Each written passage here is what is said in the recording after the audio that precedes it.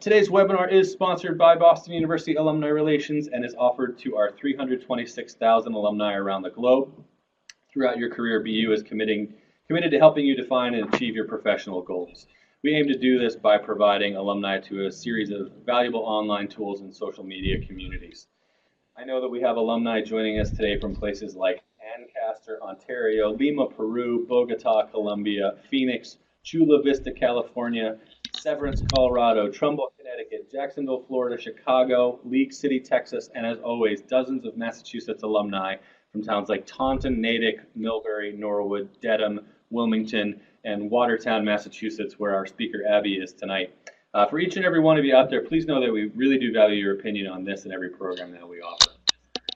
Before I introduce today's speaker, some brief housekeeping notes. As you know by now, this webinar is being hosted on the Adobe Connect online meeting platform. If you experience any trouble with the audio or visual portions of this presentation, I'll ask that you please contact Adobe Connect at 1-800-422-3623. But again, if you'll bear with us, we'll get through the audio trouble that we're having. Today's presentation is being recorded and will soon be made available for on-demand viewing on the Alumni Association website, found at bu.edu/alumni. Our speaker today is very eager to answer any questions you may have, and you're welcome to submit them throughout the presentation in the chat box that you see on the right-hand side of your screen. We hope to get to as many questions as we can during this evening's webinar.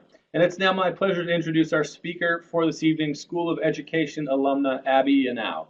Abby, thanks so much for being here. Abby is a leadership coach and organizational development consultant. She coaches managers and directors to lead change, to better engage their teams, and to improve their management skills. Abby is known for her skill in facilitating group process and learner-centered workshops. Since 2001, Abby has served as president of the Boston Facilitators Roundtable, which is a collegial community of consultants and coaches focused on learning tools and models of leadership, team and organizational development. Under her leadership, BFR received the 2015 Outstanding Regional Organizational Development Network Award. Abby has a master's degree from BU in Education and Intercultural Communication. She's an International Coaching Federation certified coach and is also certified in organizational development by National Training Labs. Abby, thanks so much for bearing with me as we got set up tonight. Hopefully you can hear me. I can see your smiling face, which is nice for these webinars. I'll turn it over to you. I can hear you, yes. It sounds pretty good. Can you hear me? I can hear you, but it sounds like... Can you just type quickly in the box if you can hear me, participants? Perfect, thank you. Okay, so we had this little glitch with the audio. If at any point you can't hear me, please let me know. So thank you, Jeff, for that lovely introduction. It was almost longer than than the webinar, but let's just move forward. So I'm delighted to be with you. And Jeff, thank you for inviting me to present this webinar. Can you write in the box, if you have heard about polarity management, can you write that in the box? Just tell me, have you heard of polarity management before? Lindsay, have you used it?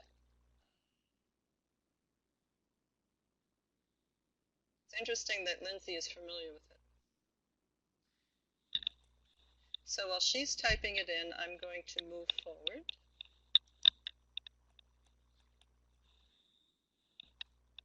So the objectives for today, oh, I see, okay, good enough. Here are the objectives. For you to learn the model and to understand how it helps move people from either or thinking to both and.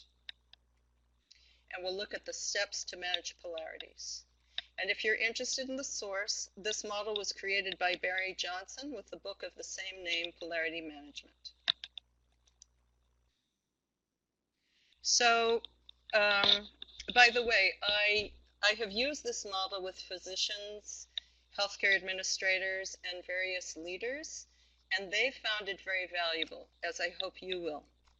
So, have you ever had to deal with managing work-life balance? I'm going to imagine that the answer is yes. So we all have to sort of balance that, right? I'm using my hands in this kind of scale. And when you live inside an organization, sometimes you have to balance this cost and quality. So there are people who are concerned with reducing or controlling cost versus improving quality. And so oftentimes it kind of goes like this on the scale, right? So welcome to the world of polarity management. In these two examples, in work-life balance and cost and quality, we feel pulled in two directions. We're pulled between attending to work or attending to home life.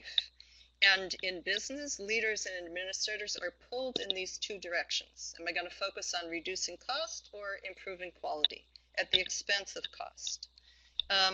So polarity management is a tool to manage that tension, the pull in both directions. So now, ready to type in the chat box? What is this a picture of?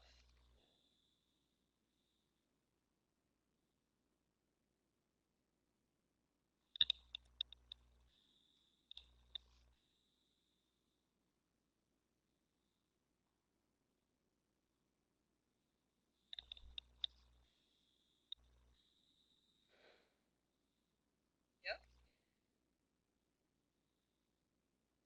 Several people see the saxophone player. One person sees a woman's face. Are there other people typing in? Jeff, do we not have that many participants?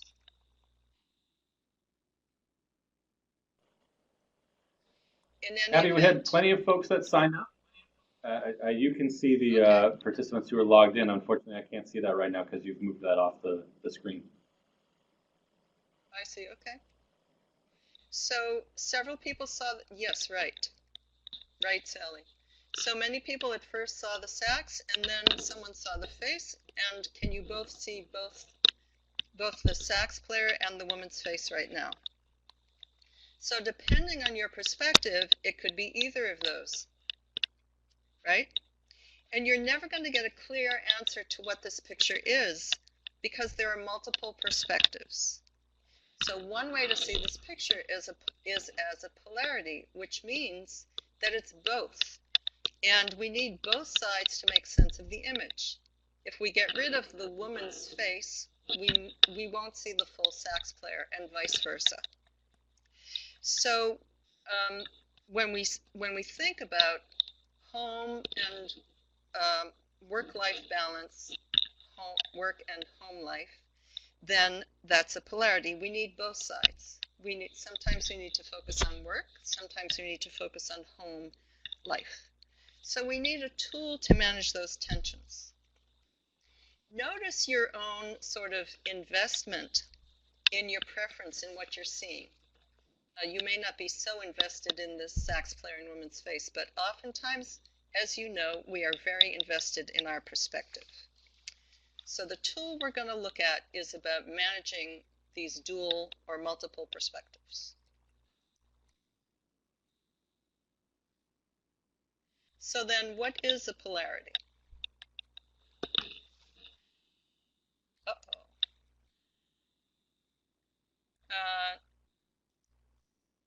Yeah, there we go.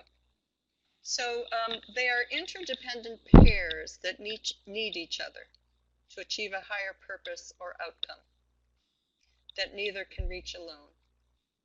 So if you imagine work and home, the higher purpose is to have a balanced life. Activity and rest, we need both of those.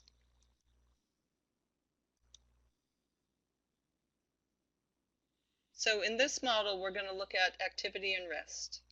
And I think you can understand how these are interdependent pairs because we need both. Notice that the greater purpose is living a balanced life, and our deepest fear at the bottom is unable to achieve balance or serenity. So what happens, you notice the model, the matrix? Activity is on the left, rest is on the right. We have upsides and downsides. So when you're focused on activity, you're working, you're like the ever-ready bunny, you're getting a lot of things done. What happens when you're busy, And eventually, what will happen? You're going to feel kind of tired and drained. So what do you do at that point? You recharge. You might exercise, you might meditate, you do something to recharge your battery, so to speak. When you're resting and not doing anything, after a while, if you're resting to the neglect of activity, you're going to feel bored and listless. Right? So then what are you going to do? You're going to start being active again and doing something. So can you see how that picture of an infinite loop, which is you're always going from your inactivity, you get tired, you go rest, meditate, exercise, you get bored and restless, you go back to activity. So it's kind of this, I'm drawing an endless loop, an infinity loop here. And that's the way it is. Now, in our everyday lives, we don't really have to think much about doing this. It's what we do naturally. If you were going to run a marathon, you'd have to be somewhat more intentional and thinking about this.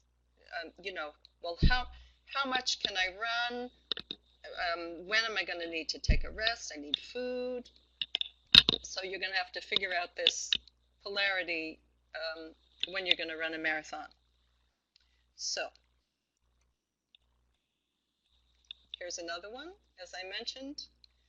Another polarity in an organization that's trying to contain cost and improve quality.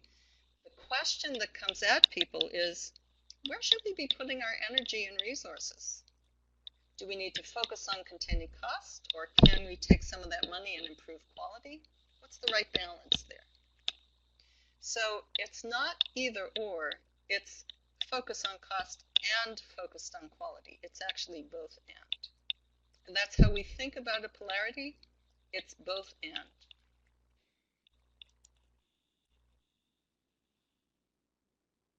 So just to clarify for you the distinction between a problem and a polarity. A problem is something you can solve. It's not an ongoing issue.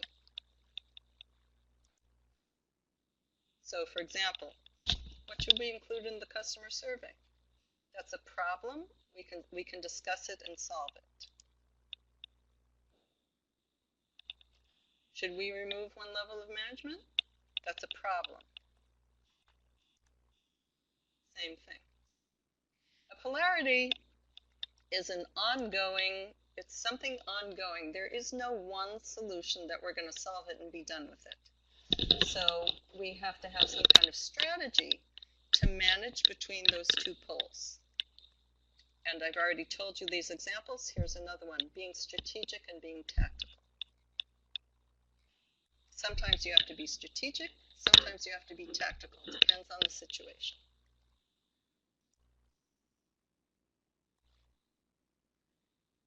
So here's a list of typical polarities.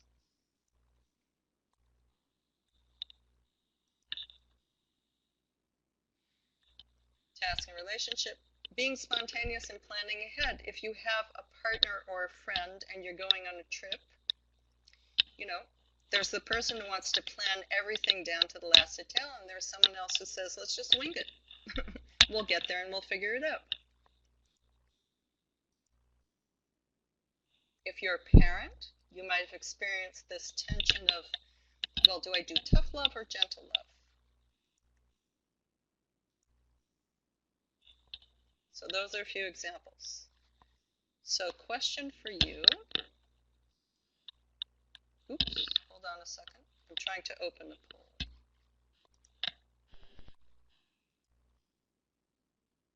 Just hold on, I'm trying to open a poll here.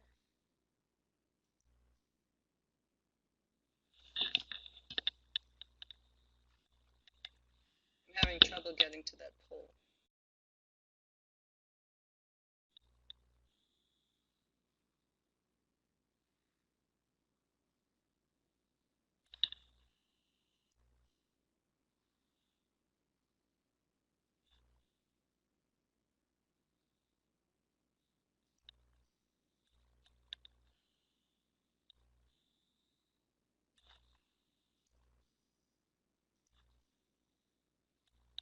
So which polarity shows up for you in your work or life?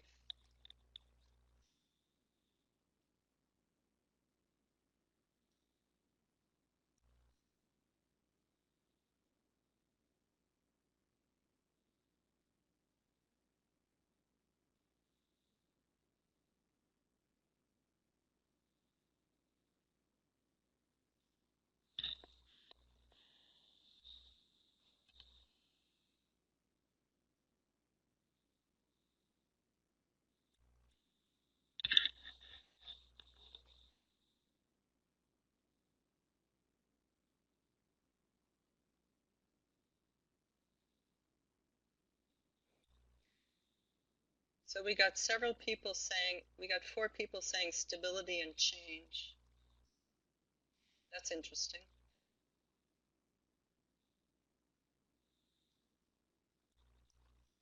Can you all see the results? Can you tell me if you can see the results?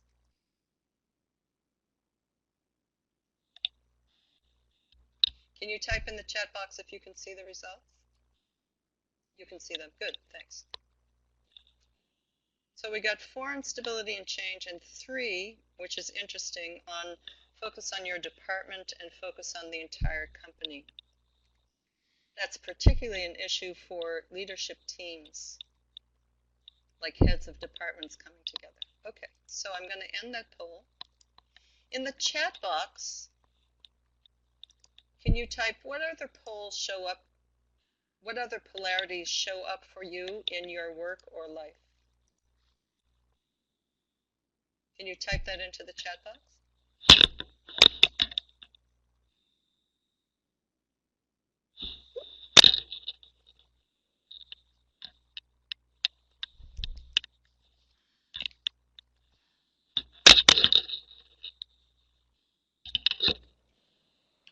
Abby, I don't. You might not be able to hear me, but I just want to give you some feedback. You might want to be careful about moving anything around in your desk. We're picking up a lot of kind of extra pops and noises and things like that. So just wanted to let you know while while waiting for these chats to come in.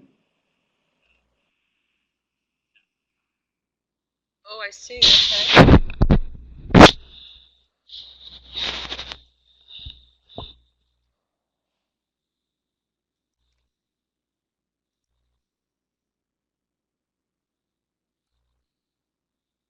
So that's interesting. Self-growth versus family time. That's sort of little bit work-life balance. Motivations, art, or money. The broader thing of motivations, art, or money would be, do I focus on making an income, or do I focus on my art, my passions? Sustaining a new development. Okay. That's interesting, Sally. Empowering others and dictating actions with no choice. Oh, I see. That means making a decision and not asking for input. Is that it? Yep. Short term versus long term. Yes, absolutely. Okay, so I was going to do a poll. You've added some that I don't have there. But my question to you is, yeah, right, Sally, thank you. Yep. Can we see if you have a preference here for which one of these you might like to work on?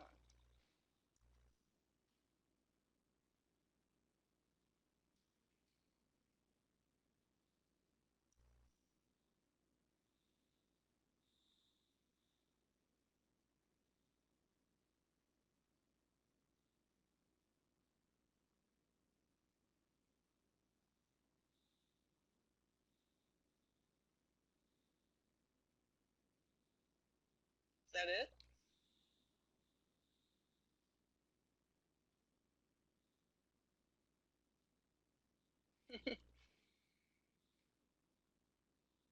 It's kind of even. There's 4 that are getting the same number.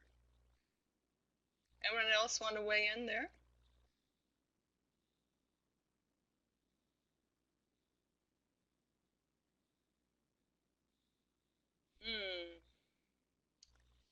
So, Jeff, we got 4 that are kind of equal. There were 4 people who earlier said something about stability and change.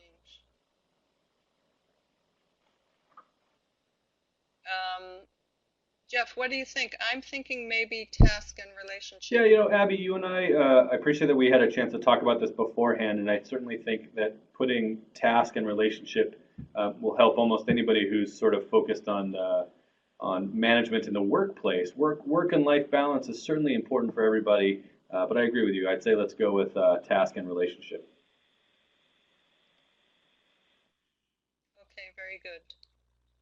So, folks, that's what we're going to go with for now. You'll see that you'll be able to apply this to any of those that you are interested in.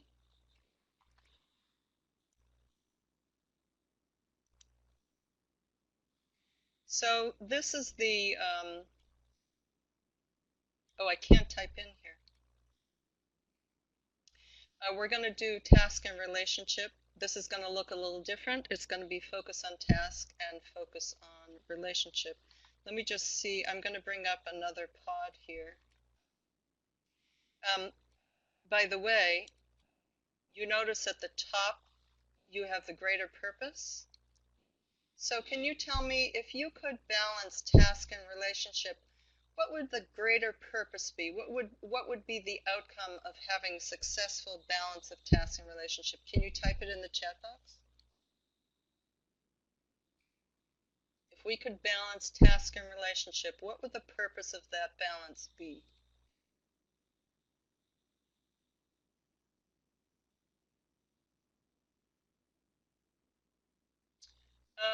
Tucker, that may be with the spouse. I think what we want to do is apply this in the workplace. So I'm sorry about, we're talking about task and relationship here. So I'm going to type that in, task and relationship. Although it may be totally relevant to your spouse, or you're living as a couple, could be. But let's think about it. You don't understand the poles in this dynamic. So what this means is that when you're working on a team, sometimes there are people who are focused on the task, and they're saying, we need to get the work done. We don't have time. No, it's not necessarily short-term and long-term. Nope. Focus on tasks means we need to get the work done. We don't have time to sort of get to know one another and be socialized. Focus on relationship means it's more important to us to sort of be social, that I spend time talking to you in the morning and during the day, like how are you doing? You know, what's new in your life? We sort of take time to chat. We may not be focused on getting the work done. I know that. Can you ignore the slide for a minute? I can't type on the slide. Yeah. So I'm going to go here. So what we're going to do is I'm going to have you type in here.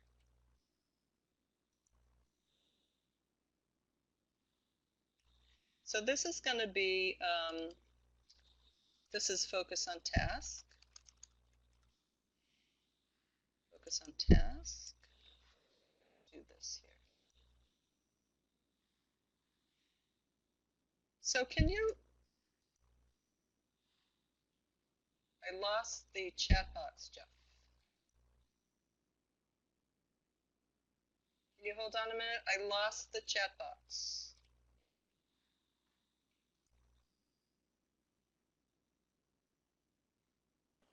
Very good, thank you. So folks, as you think about focusing on tasks, getting the work done, in the chat box, can you type, what are the upsides of focusing on tasks? What are the good things about focusing on tasks?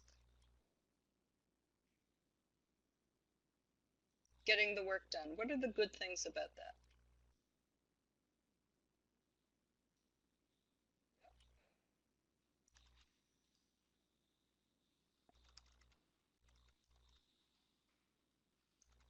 Yes, right.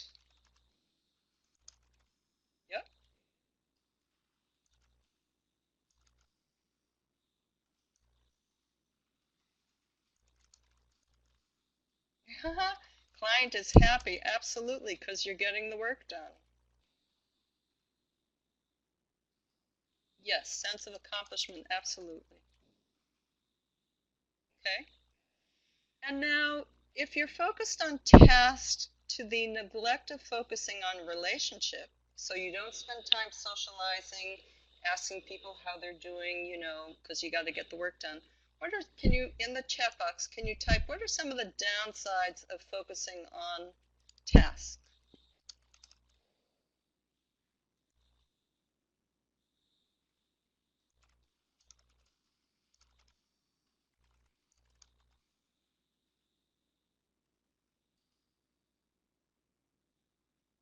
Amy, lack of loyalty to whom?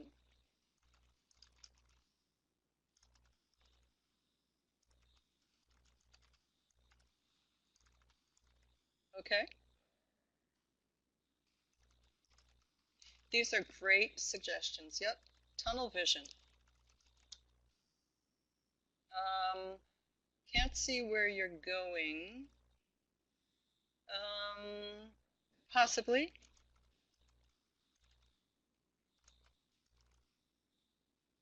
Okay.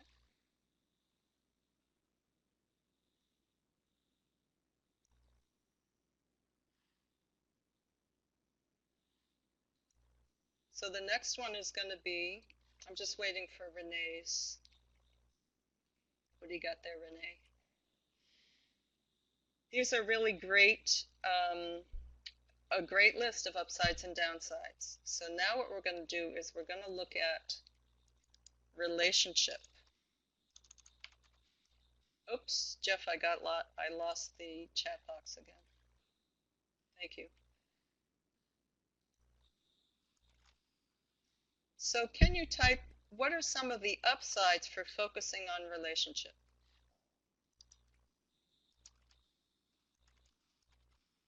Can you type that in the chat box?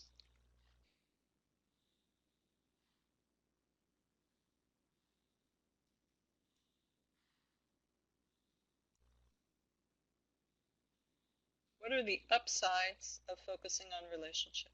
Yes, absolutely, more participation and buy-in.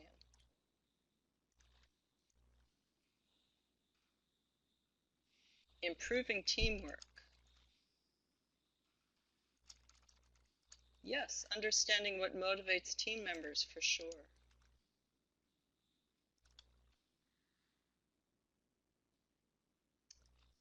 Renee, possibly, but it's really more, okay, possibly, but I think that improving teamwork is for sure. More participation, yep. So it may be intrinsically satisfying to some people who like, you know, focusing on relationship, right?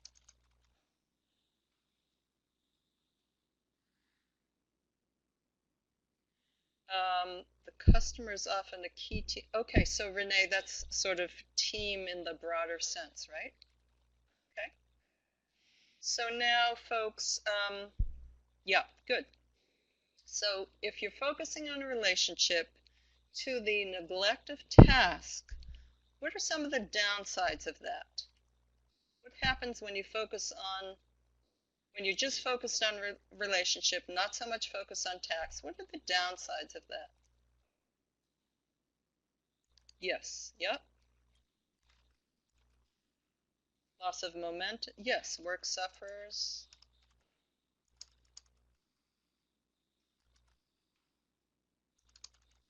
Right, lose track of commitments. Too friendly.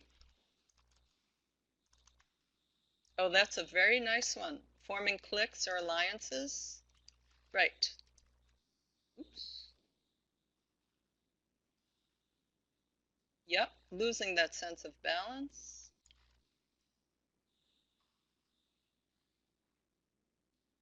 Very interesting, Lindsay. Yep. Emotions, meaning what? That you spend more time on emotions than getting the work done?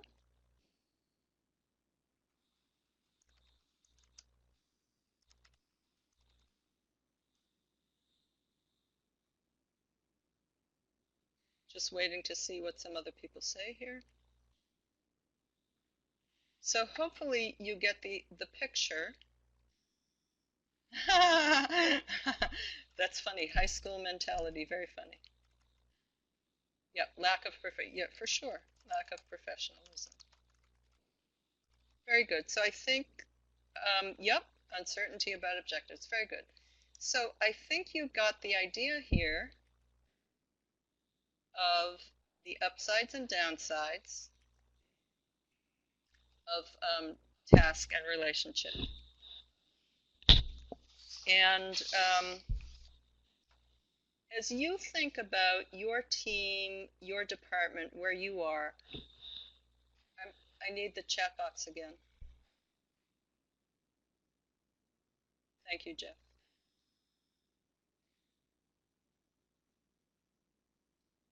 Let's see if I can, let's just see if I can move these over and close that a little bit.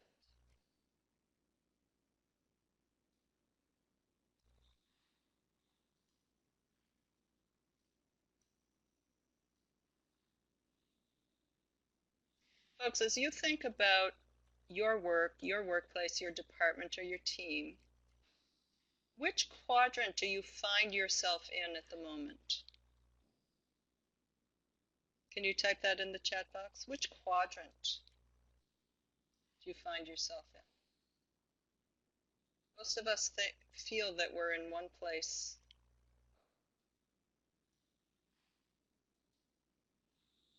Think about where you are.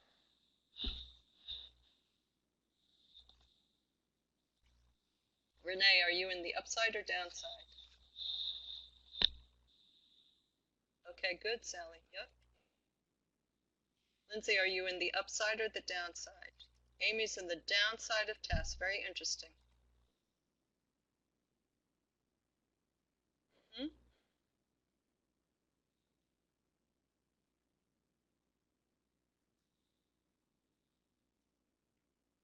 What do you notice about what people are typing in? Are you seeing that everybody's in the same box or different box?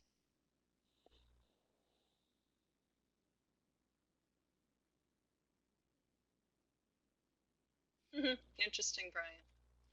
That's right, Lindsay. Yep. So different people just notice how interesting. Renee, the boxes on task are upsides and downsides of task. But notice that people are experiencing themselves in different boxes. So there's some people who say, well, I'm in the upside of task. Amy says, nope, I'm in the downside of task. Lindsay says, oh yeah, task. Someone said relationship up here. Sally said, well, we're probably too focused on relationship right now. So the point I want to make here is that people experience themselves in different quadrants. So let me ask you, think about your team. What would your team say? What box do they find themselves in right now? Your team members, your team, where would they say that they're finding themselves?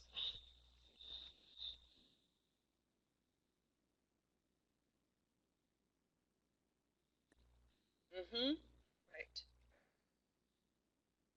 Interesting. Yep. That's so interesting. So we have upside, focus on task, downside of, Amy says downside of task. Lindsay says definitely relationship upside.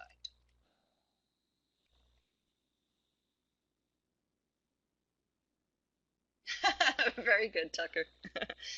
So the point here is that people are in all four quadrants all the time.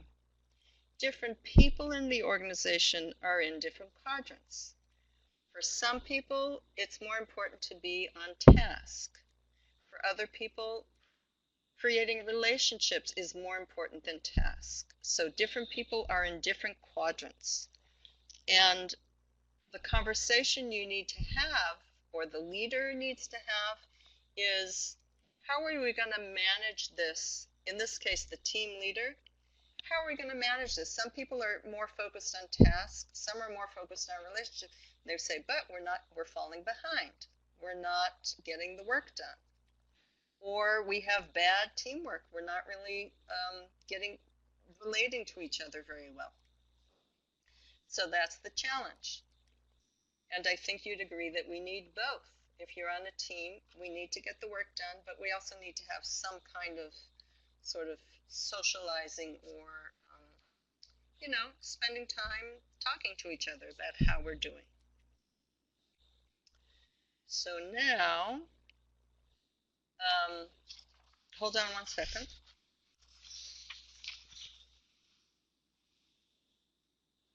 So remember the infinity loop that I showed you earlier?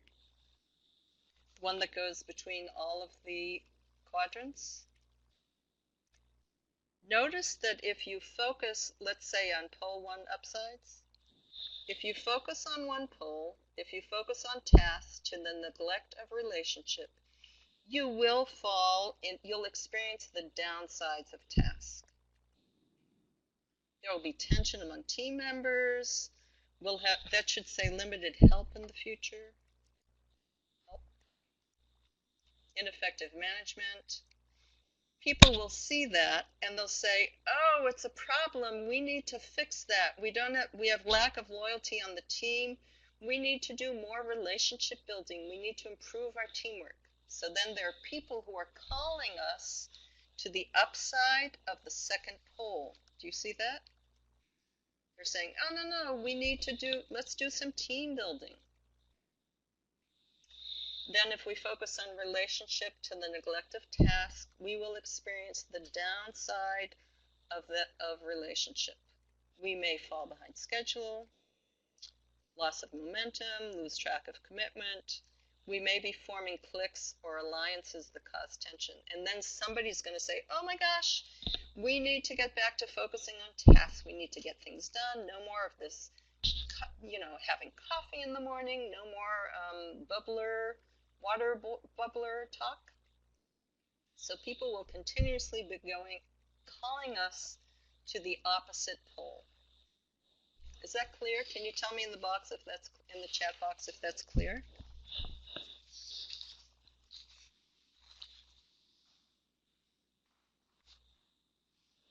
Very good. Very good. Okay, so now I'm going to take us back to the presentation for a minute. Presentation.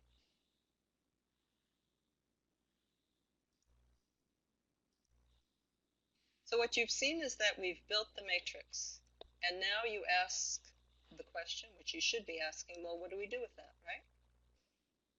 That's the question. So let me advance a few slides here. Hold on a second.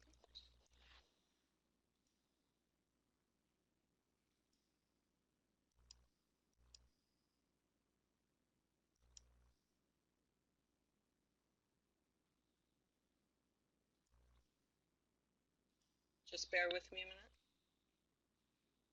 So this looks pretty much like what you came up with.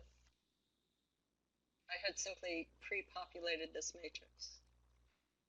It's very similar to what you said. And by the way, I will send the populated matrix to Jeff so he can send it out to you after. You may have been capturing that anyway. So I told you this piece. This is what a polarity map looks like, and we're going to continue with these other pieces. What we've done is this middle piece where you see the graded shaded gray. And on the sides, you see early warnings and action steps, and that's where we're going next. So I'm just showing you the template. It's hard to fill this all onto one screen. So I'll be putting the early warnings on action steps on separate screens so you can fully see them. But just understand that they go next to these, the part in the middle there.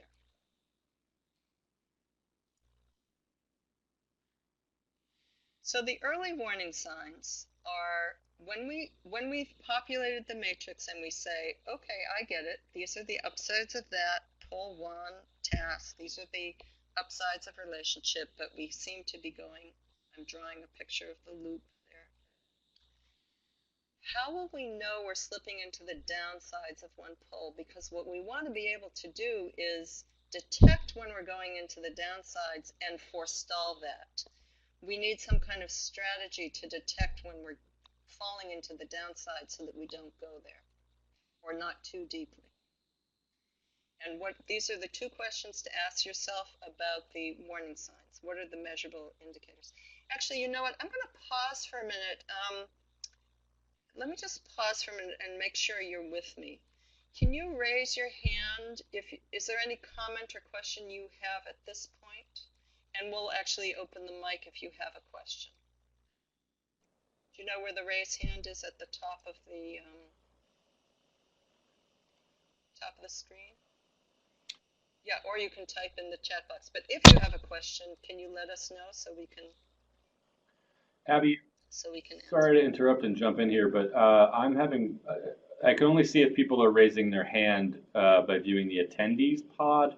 And for some reason, I'm not able to see that right now or open it. Is there something that you have done on your end that maybe we can change that?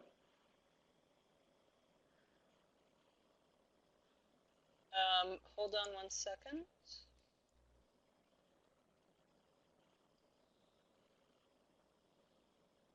Perfect.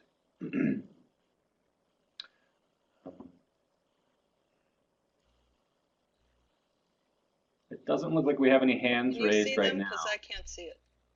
I can, yeah. And nobody's raised their hand. Okay. But again, I think some folks are typing in just to say that they don't have questions at the time. Maybe just using the chat box would be the right solution for that. Thanks. Very good. Okay. Okay, so I'm going to close that again, Jeff. Sounds good.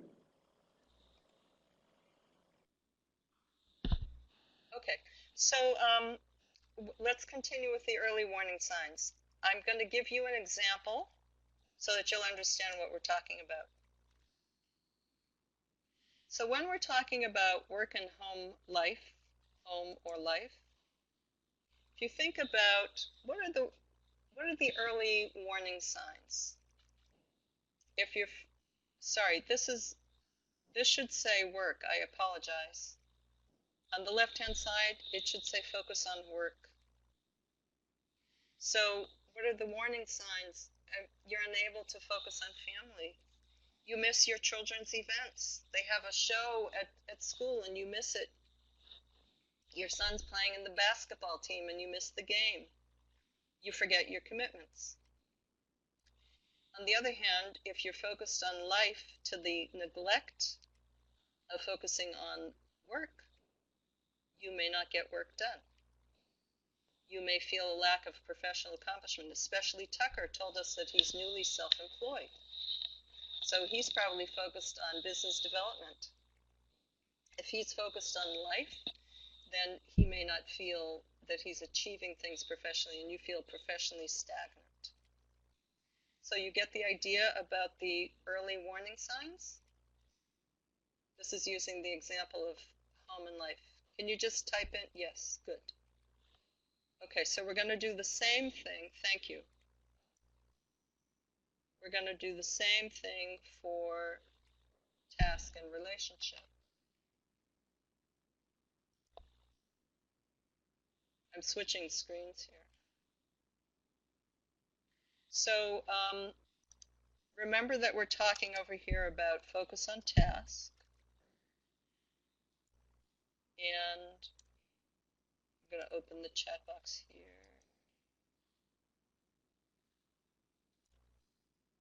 Oops. Sorry.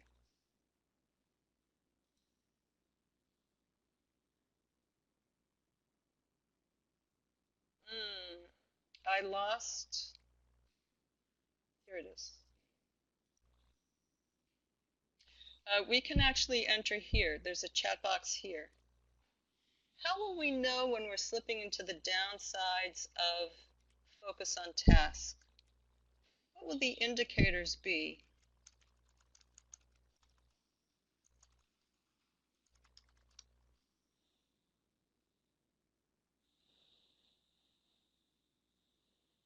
Yes. Great. Employee attrition for sure.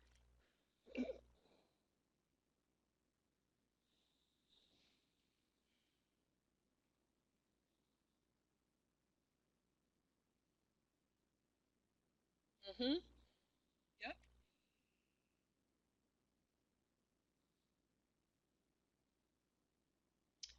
How do you get decreasing revenues, Brian, if we're focused on tasks? I would think that we'd be getting work done and hence having revenue.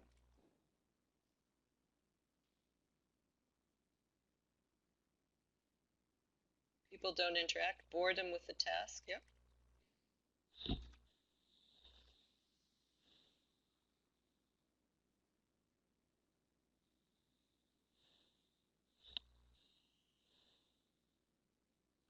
Also, people may not be very willing to help each other, right?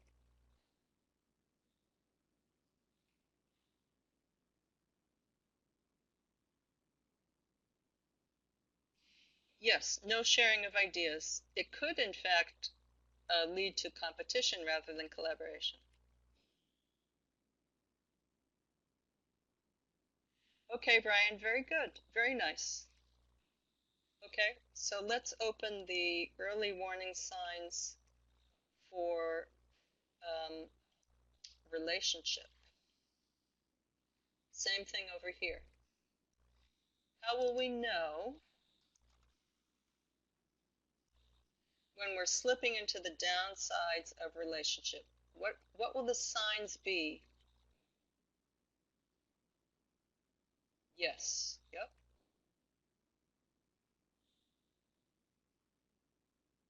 Anyone else on that one?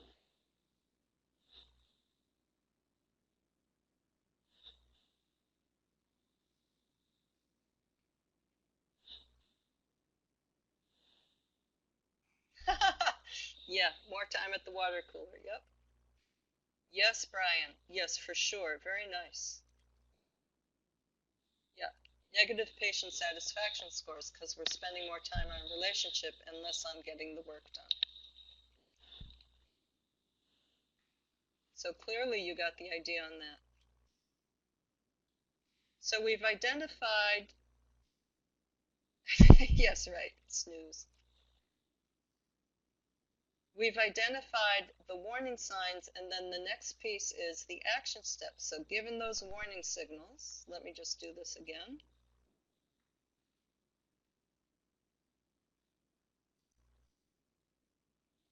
Given those warning signals, what action steps will we take? Just hold on while we get there.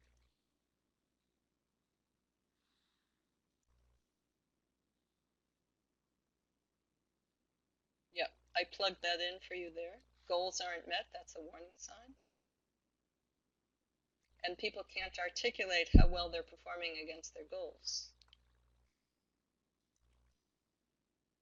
So having identified the warning signs, then we ask, okay, well, what practices do we need to put in place in order for this polarity to be well managed? This is really the same question. How will we gain or maintain the positive results of the upsides of the pole? So let me see if I can open that for you.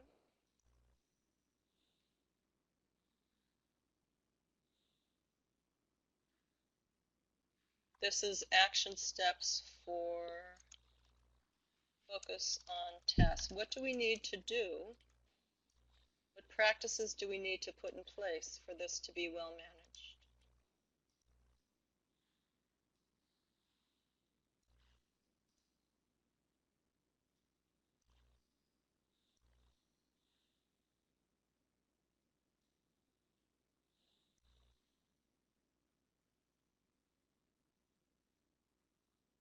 Daily huddles. Uh-huh. So, yeah, for people who, I mean, this is mostly in medicine and hospitals, healthcare, daily huddles. Brian, in your experience, does the daily huddle serve the need, sort of the relationship needs as well as getting the work done?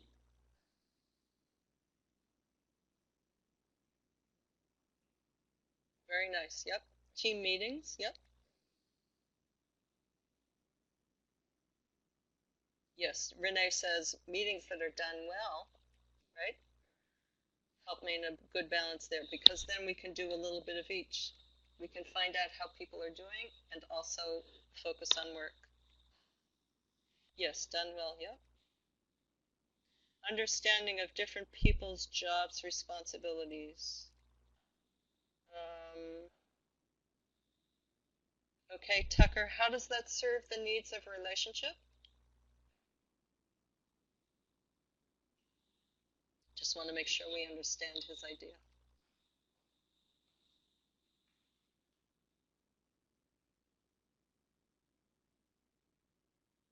Okay, all right.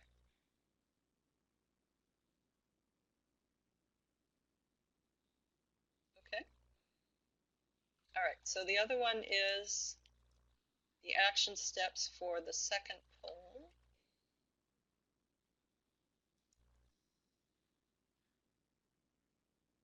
Same question. This one is for task. What practices do we need to put in place, given those warning signs, for this polarity to be well managed?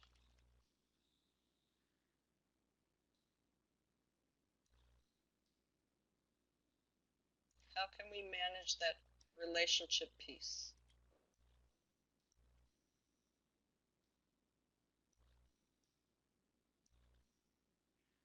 Active listening. Sally, can you say more about that, please?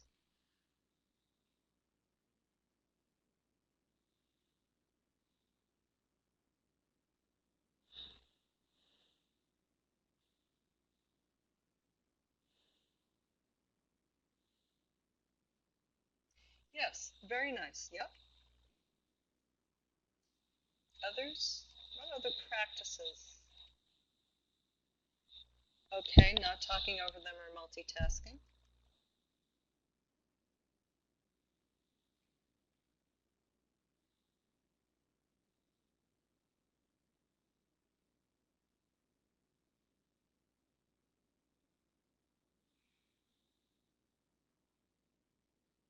Knowing what you want so you can be authentic in relating to others. So the key there is being authentic, knowing what you, self-awareness. Okay, so there's a piece about authenticity being important, I guess, in building relationships.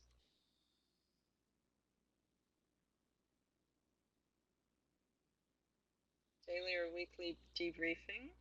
Okay, meetings. 10-minute stand-up meetings. Okay, so again, you've mentioned, several of you have mentioned this idea about meetings when they're done well, or this daily huddle, in which we can do both, a little bit of relationship, the social part, and also the work that needs to get done. So now, hopefully, this will show up where I've put these two things together, as you can see, where we had the early warning signs, and then the related action steps, what to do about them. And this helps build the map, the polarity map that I showed you a little bit earlier. So let me pause again. Let's open that chat box there. If you have any questions at this point. Oops. Jeff, I got it over. Jeff, I'm going to close that one. Yeah, go ahead and close that because I opened it on the other side. Any questions or comments at this point?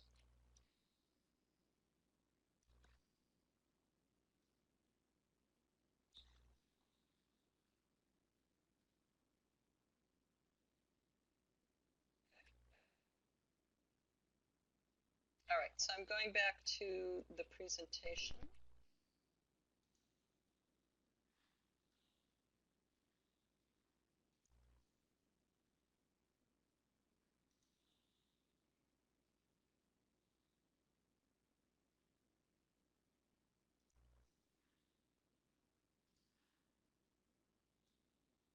So we did this, we talked about action steps.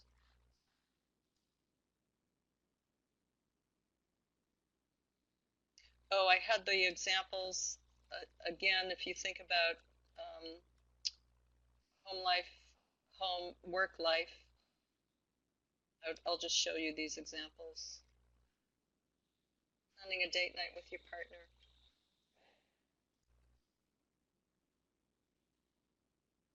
Schedule times to be with your kids. Weekly massage.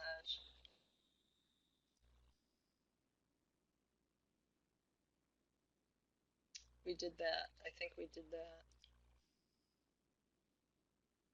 So this is an example of the completed map. You already populated everything. So we have the upsides and the downsides of tasks and relationship. Notice the early warnings at the bottom and the action steps on the top. There's probably quite a lot of overlap between this and what you put in. And again, we'll send that out to you afterwards. Or post it on the website, however Jeff handles that. So the whole process, again, to recap, is that you identify the polarity, you ask what's going on, you describe the 4 quadrants using neutral language. So we said, for example, focus on task, focus on relationship, and then you ask people, well, what are the upsides of this? What are the downsides? And then you diagnose. What quadrant are people in? Notice when in the polarity of cost and quality, so I'm going to ask you this in the chat box. Who do you think is going to be concerned about, is going to find themselves in the focusing on cost quadrant? Can you type in there? Who do you think will be focused on cost?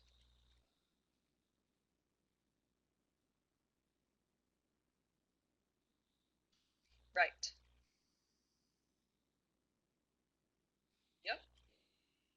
Yes, CFO for sure. Operations program manager. Sally, maybe, but oftentimes what we find is that depending on their role or their department, they're focused on one versus the other. And if I asked you to type in, who do you think would be focused on quality, on improving quality?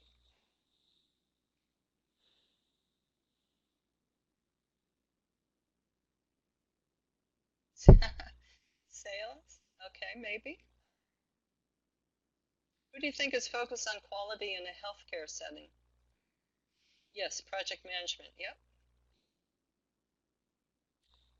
Tucker, testers, do you mean testers of software? Okay.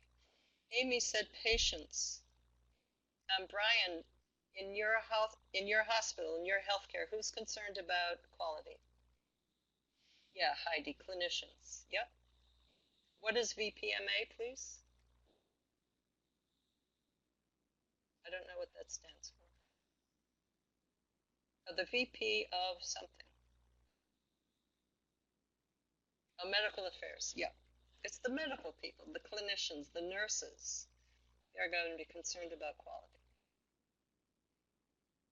So that's why you see number 3 here is diagnosing what quadrant people are in. Yep.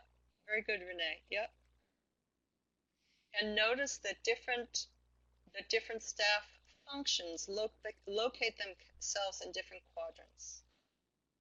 You also have to pay attention to who's calling for the change. If someone says we're not spending enough, we have to improve quality around here, and we need money.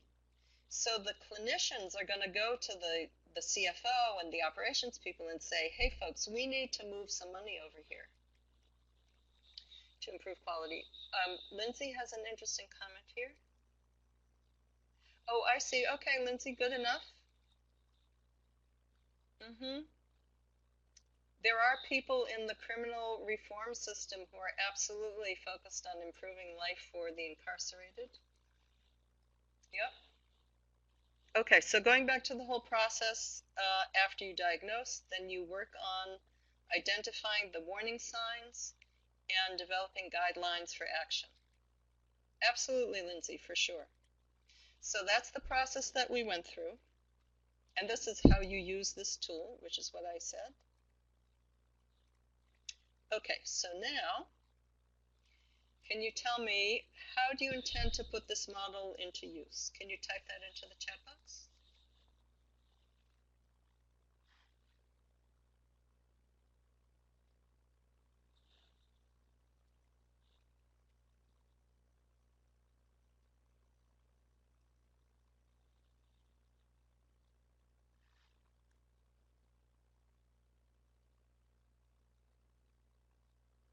Okay, Sally, yeah. Sally, who might you do this with?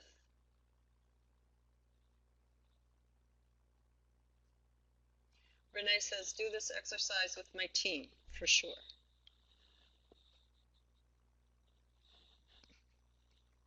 The department managers, very interesting. Tucker, can you say more about evaluating your to-do and want-to-do lists? How does that fit? How does that, oh, I see, as the polarity? The to-do and want-to-do, is that what you mean?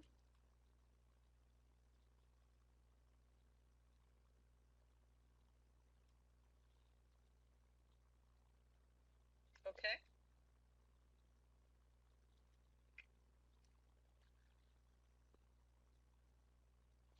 And if you haven't already answered this, who do you want to show this model to? Okay, Tucker, good enough? Yep. Who do you want to share this model with if you haven't already said?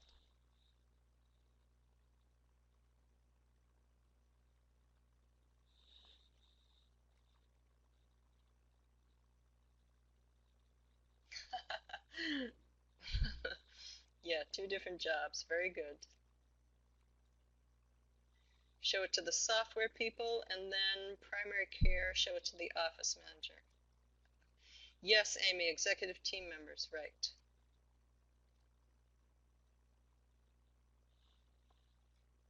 Other folks are coming up with ideas. Okay, friends with experience in coaching, yes.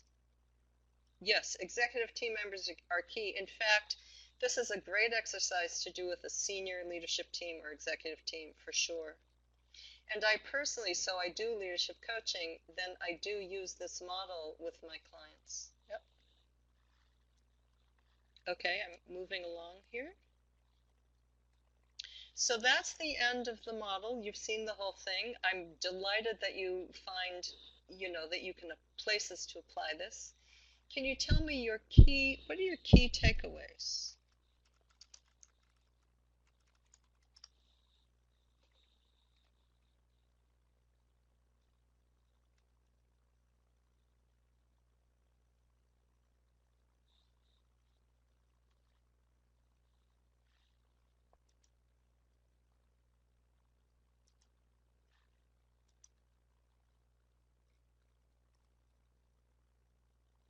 Yes, Amy, yep. Mm-hmm. Right, Renee. Keeping track of where a team is in the model will help to ensure success. Absolutely.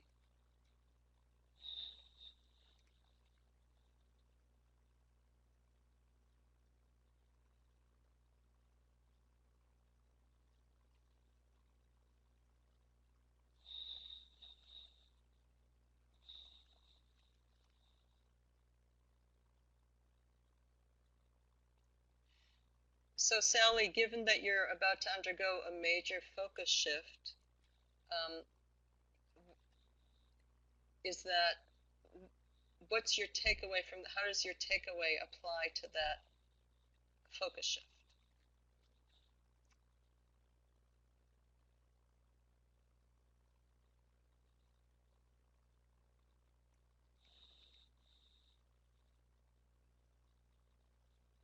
Very nice. Yep. It's a great tool to help employees navigate the change. That's a great application. Yeah.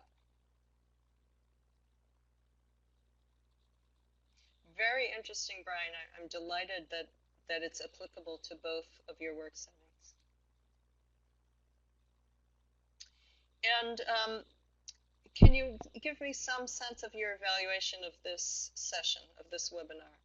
What went well for you, for example? What did you appreciate about the webinar?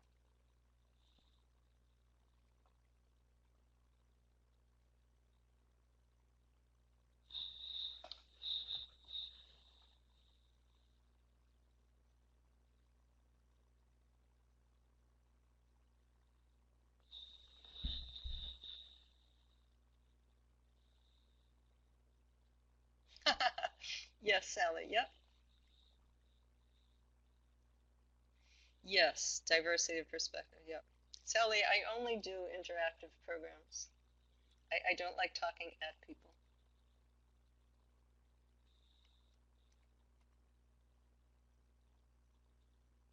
Right, Renee, right.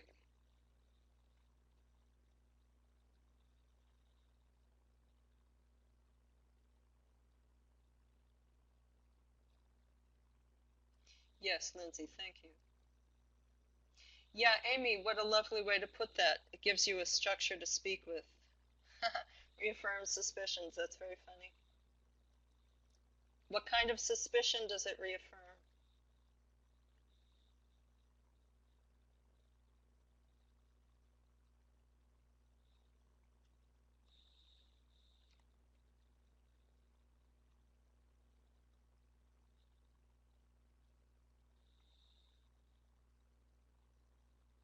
Yeah, that's great. Right, need to pay attention that our organization needs to focus on more than the task. Absolutely. Aha! I love that, Brian. That's great.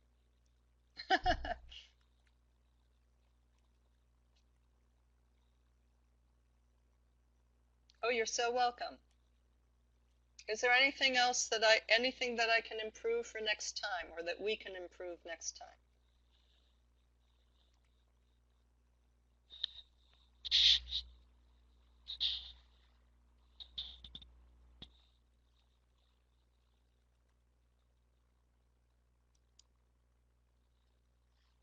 Thank you, Brian. Thank you.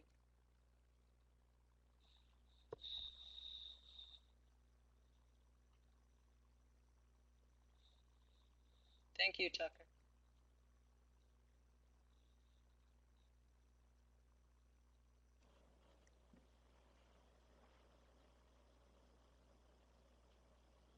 That's great, Lindsay. I'm so glad you all found this valuable, and I'll send the completed matrix to Jeff so he can get that to you, whether it's on the website or email. Thank you, Renee. Great. So I think we're done, Jeff. Well, Abby, on behalf of Is he still there? where would I go? Abby, thank you so much on behalf of the alumni office and our alumni around the globe who signed up for this. I really appreciate you taking time out of your schedule to offer this really valuable. I think for me, I just really looked at it as a lens upon which we can diagnose some problems in the workplace and even a framework to start, nailing down the details on how to fix and make changes, particularly in the workplace. So I just really appreciate you and thank you for sharing this expertise with all of us.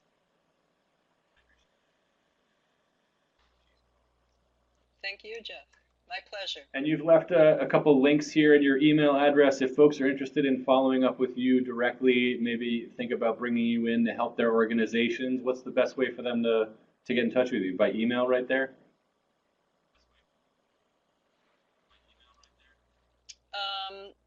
Yes, I put my email address. I'll put my phone number in this box here.